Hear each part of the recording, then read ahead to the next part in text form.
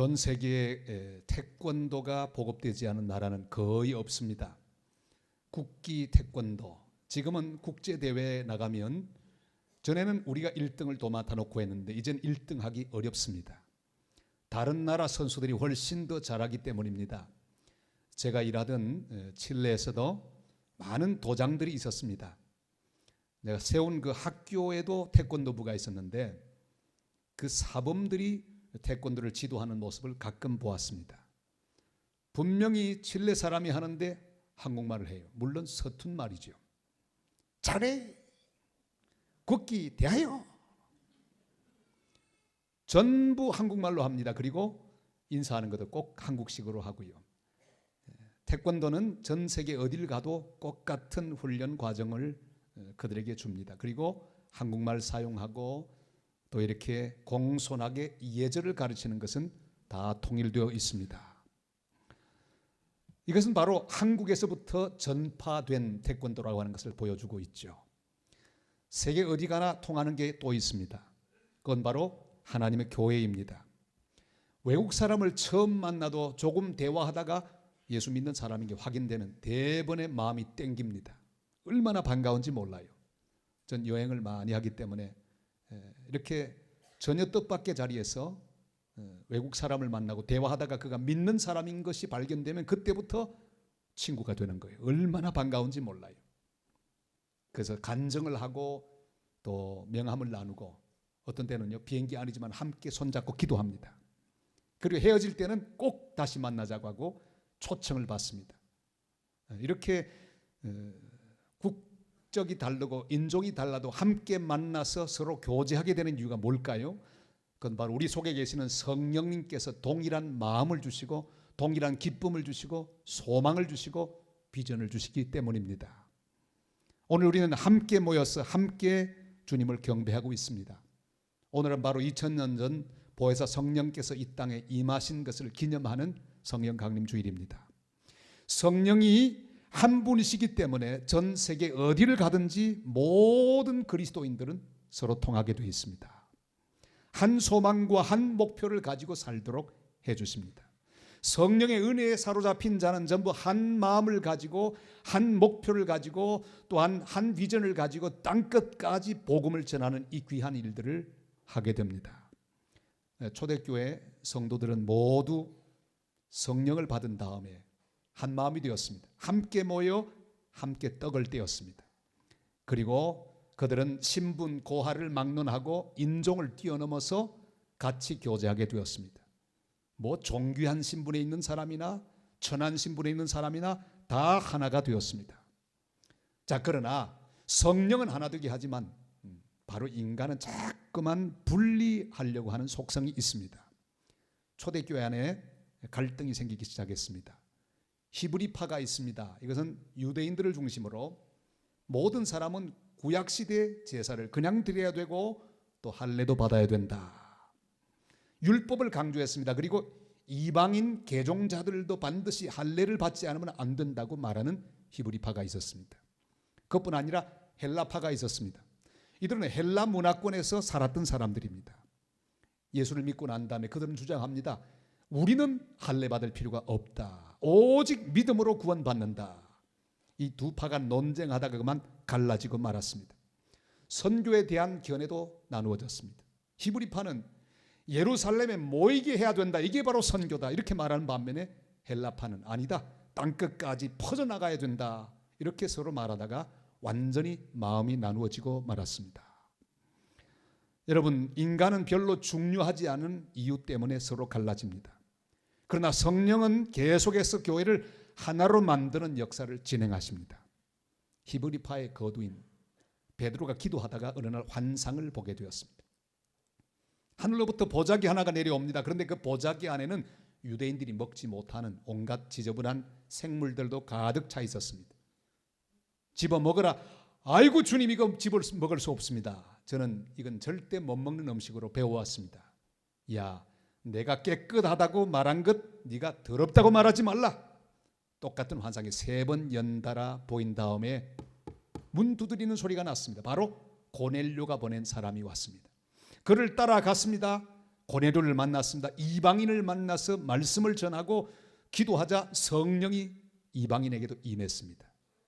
이 베드로 속에 있는 모든 선입견은 와르르 무너지고 말았습니다. 아하, 이방인이나 유대인이나 차별이 없구나. 모두 다 성령을 받는구나. 그는 돌아왔습니다. 드디어 예루살렘 공의회가 열렸습니다. 주전 49년 그 당시 다른 의견을 갖고 있던 모든 교회가 함께 모였습니다. 의장은 야고보 사도였습니다.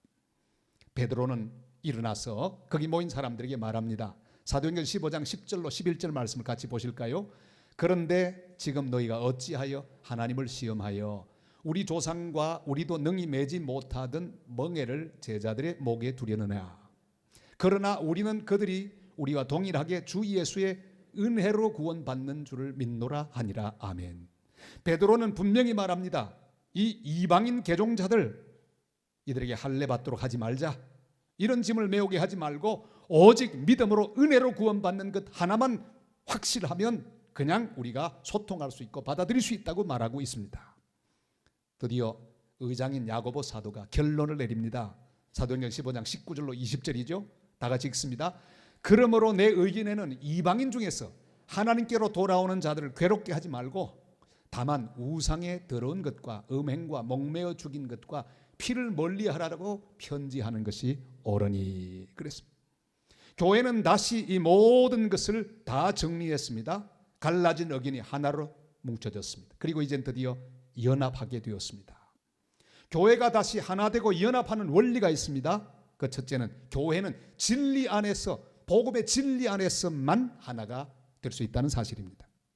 주 예수의 은혜와 믿음으로 구원받는다는 이 진리 안에서만 하나 될 수 있습니다.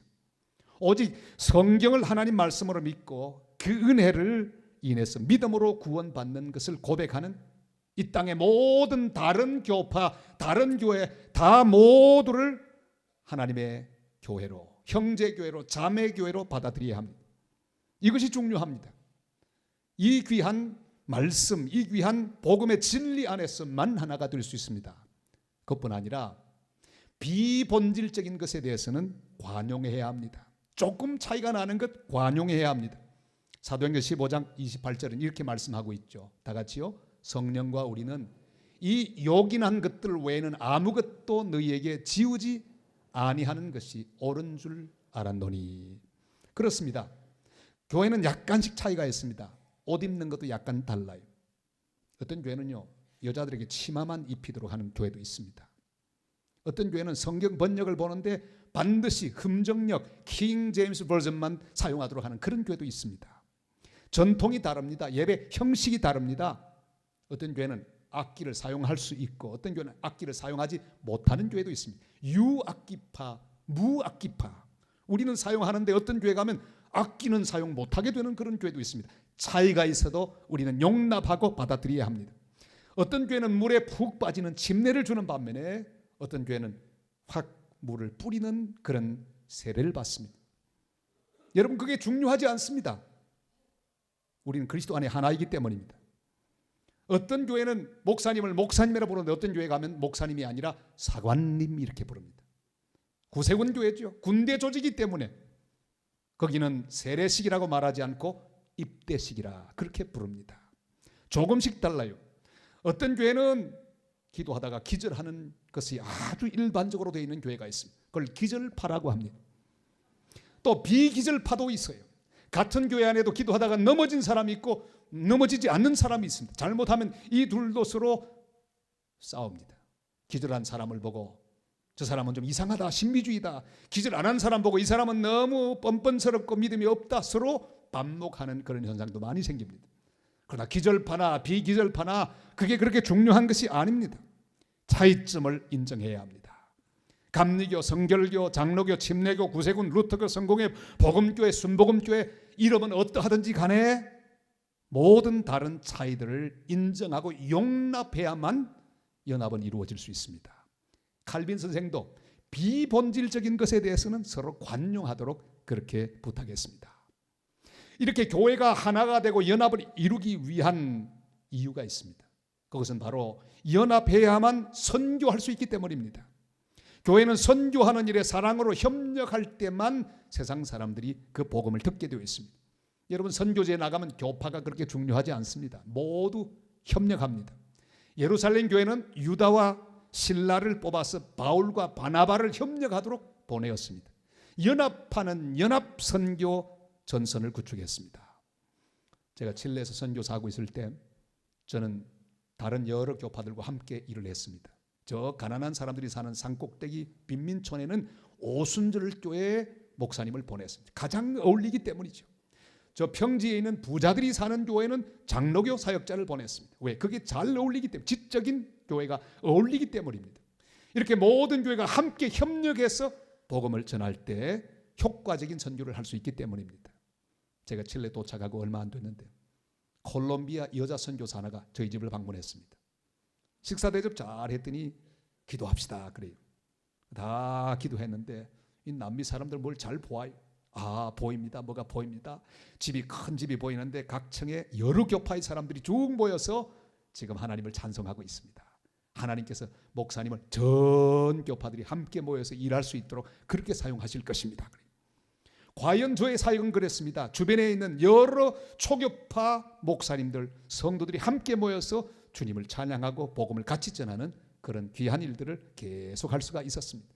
우리 한국에 복음이 전파되었을 때 처음부터 한국교회는 아주 연합정신이 강한 교회였습니다. 복음주의와 에큐메니칼 정신이 너무 강한 그런 교회였습니다. 몇 가지 원리가 있었습니다. 그건 성경이 구원과 윤리에 있어서 가장 정확무한 하나님 말씀으로 믿었습니다. 예수 그리스도만이 나의 구원이시라고 하는 사실을 고백했습니다. 나는 죄인임에 오직 믿음으로 하나님 자녀가 되었다고 고백합니다.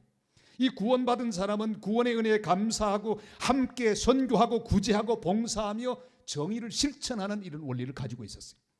그래서 이런 복음주의 신앙으로 처음부터 협력했습니다. 절대로 배타적이지 않았습니다. 교파주의에 빠지지 않았습니다. 장로교회도요, 하나의 장로교만 세웠습니다. 그 당시 모두 4교파에서 선교사를 보냈습니다. 그 당시는 미국이 남북전쟁 이후로 서로 나누어져 있었지 않습니까? 남장로교, 북장로교 각각 선교사를 보냈습니다. 그 위에 있는 캐나다 장로교회도 선교사를 보냈습니다. 호주, 오스트레일리아도 장로교를 보냈습니다. 선교사 보냈습니다. 이 4종류의 선교사들이 모였는데 그들이 모여서 협력했습니다. 우리 오직 이 땅에 하나의 장로교회만 세우자. 그래서 4교파가 오직 한 장로교회를 세웠습니다. 얼마나 아름다웠습니까? 그리고 감리교회와 더불어 또 함께 시도했습니다. 우리 그러지 말고 장로교, 감리교회 없애고 한국 예수교회 딱 하나만 두는 게 어떻겠는가? 열심히 되는 듯 했지만은 그만 불발하고 말았어요. 누가 반대했을까요? 미국 사람들이 반대했어요. 역사지만 분명히 짚고 넘어가야 돼. 그때 미국 사람들이 같이 하자 그랬으면 지금 한국에는 대한 예수교회 하나밖에 없는 거예요. 저 필리핀에도 UCCP, 필리핀 연합교회 딱 하나밖에 없어요. 저 태국 가도 태국 기독교단 딱 하나밖에 없어요. 제가 저 중미에 있는 도미니카에 가봤더니 거기도 도미니카 복음교회, 장로교도 뭐도 없어요. 다 하나가 됐어요. 여러분, 주님은 하나의 교회만을 세웠습니다. 그런데 사람들이 자꾸만 나누어요. 그런데 한국 교회는 처음부터 연합을 잘했습니다. 비록 장로교 하나, 감리교 하나 이렇게 되어 있었지만은 연합했습니다. 그리고 함께 성경을 번역하고 출판하고 찬송가를 발간하고 신문, 잡지, 학교, 병원 다 같이 연합해서 세우고 협력했습니다. 그뿐 아니라 우리끼리만 연합하는 게 아니라 세계 교회하고도 연합을 했습니다. 1907년에는 만국 장로교 연합에 가입을 했습니다. 1928년에는 조선예수교 연합공회가 국제선교협의회에 가입을 했습니다. 그러나 일제가 이 모든 것을 다 잘라버렸어요. 우리를 고립시켰습니다. 교회를 다 와해시키고 해체시키며 연합기관을 다 부셔버리고 세계적인 연합기관에 참여하지 못하도록 잘라버리고 말았습니다. 선교사들을 추방했습니다. 태평양 전쟁을 일으키고 우리 민족에게 신사참배를 강요했습니다. 세계교회와 단절되고 말았습니다. 그러나 해방된 다음에 바로 이어서 모든 한국교회는 다시 또 연합했습니다. 조선기독교 연합을 재건하고 1948년에 드디어 암스테르담에 열리는 세계교회 협의회에 감리교회와 함께 나란히 가입해서 단절된 교제를 회복했습니다. 그리고 1952년까지 장로교회는 하나밖에 없었어요. 그러다가 1952년에 고신교단이 분열돼 나갔습니다. 1953년에는 기독교 장로회 기장이라고 말하죠. 역시 또 분열돼 나갔습니다. 1959년에는 합동과 통합이 분열되어 나갔습니다. 합동은 계속 분열되었습니다. 무려 100개 이상의 교단으로 이렇게 나누어지고 말았습니다. 지금까지 한국교단, 한국교회는 다른 것으로 자랑을 많이 하지만은 교단이 많이 분열한 걸로 얼마나 부끄럽게 여기고 있는지 몰라요. 교회 일치를 위한 주님의 기도가 여기 나옵니다. 11명의 제자와 함께 잡히시기 직전에 유언과 같은 마지막 기도를 주님은 드리셨습니다. 오늘 분열된 한국의 교회를 향하신 기도이기도 합니다. 우리는 이 기도와 함께 같이 주님 앞에 간절한 연합과 일치를 위한 기도를 드려야 합니다. 주님은 이렇게 먼저 기도의 문을 여셨습니다. 저희를 보전하소서, 저희를 지켜주옵소서. 요한복음 7장 17장 11절 말씀 보실까요?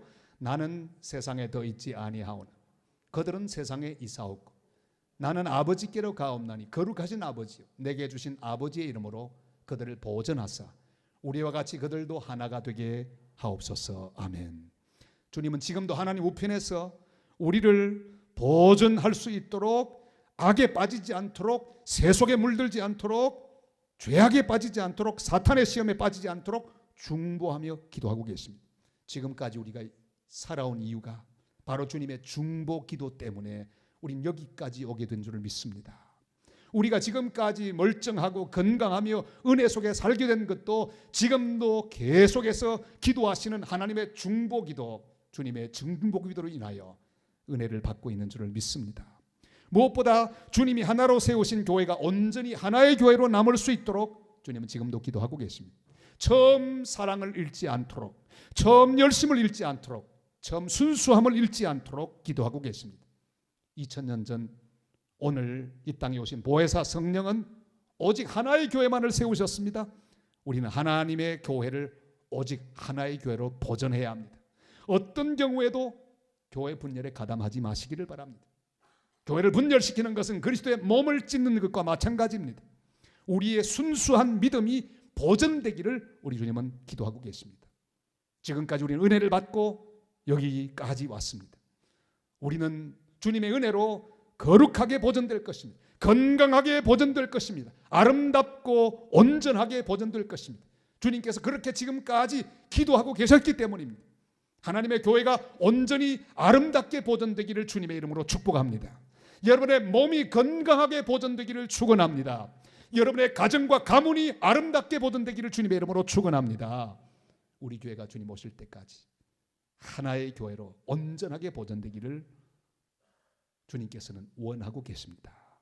자, 그런데 주님은 이렇게 우리의 보존을 위해서 기도하셨는데 나아가서는 우리 모두가 하나가 되도록 다 하나가 되게 하소서 하고 기도하십니다. 우리 21절 말씀을 같이 읽으실까요?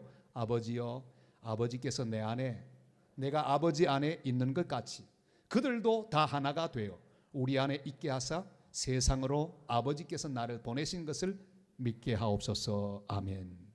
성부, 성자, 성령 하나님은 각각 서로 안에 계십니다. 아버지 안에 주님이 계시고 주님 안에 아버지가 계시고 성령이 계시고 모두 삼위일체를 이루고 계십니다. 삼위 하나님은 본질이 같으신 하나님이시기에 그 안에서 일치와 교제와 사랑의 본질이 이루어집니다. 교회는 성부 하나님의 백성입니다. 성자 예수 그리스도의 몸입니다. 성령의 전이 되십니다.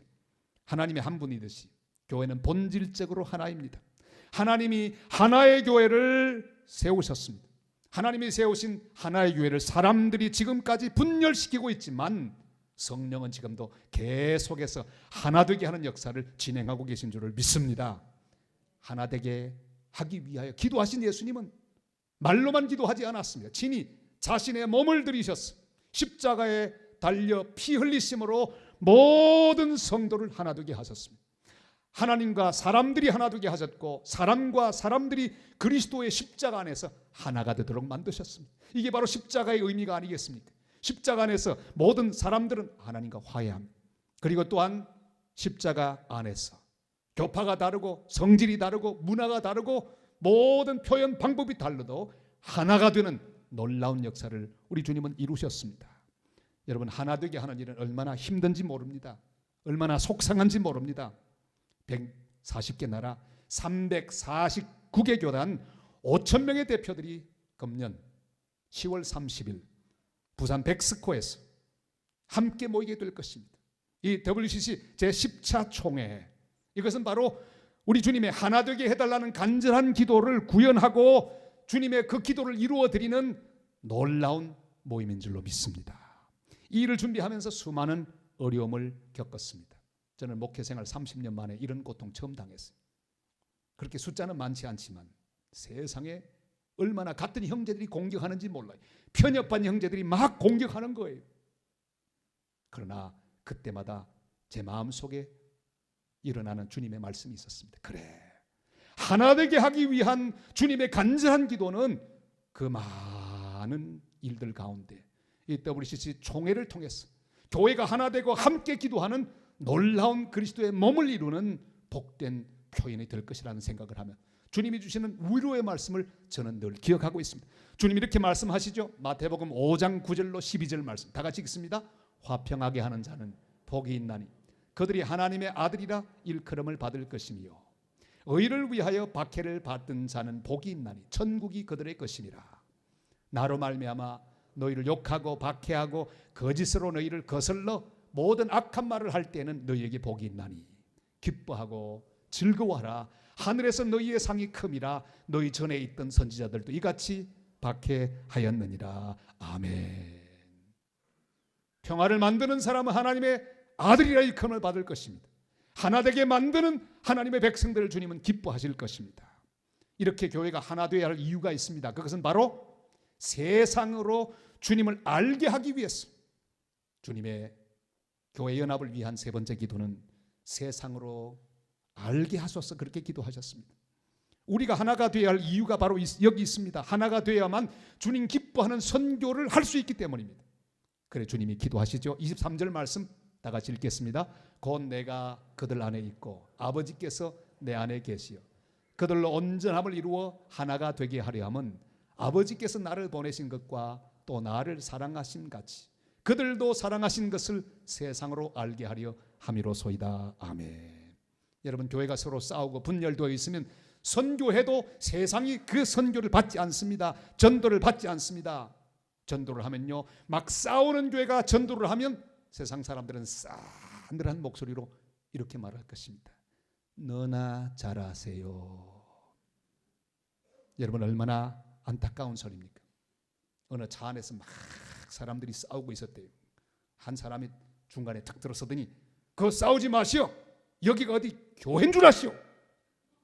그러더래요. 왜? 얼마나 분열하고 싸웠으면 세상 사람들마저도 그렇게 농담을 할까요?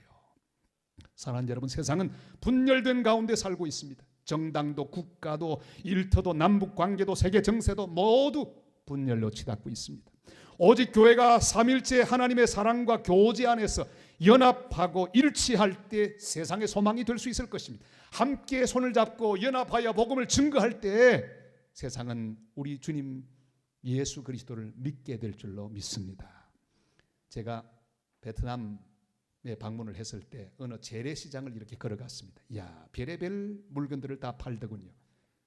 제 주목을 끈 것은요, 세상에 개구리도 팔더라고요. 개구리도 한국 개구리가 아주 귀엽게 생겼는데 이 베트남 개구리는 얼마나 징그러운지.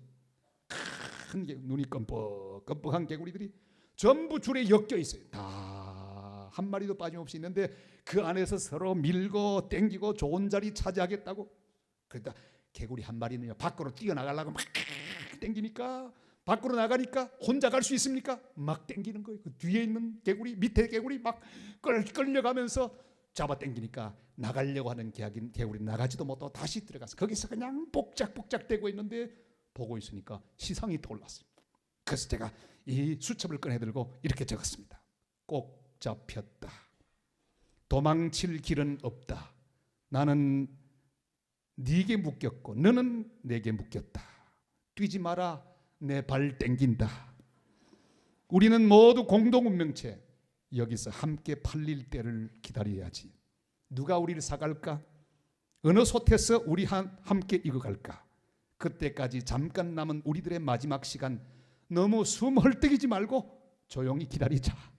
우리는 공동 운명체 함께 살다가 함께 떠나자.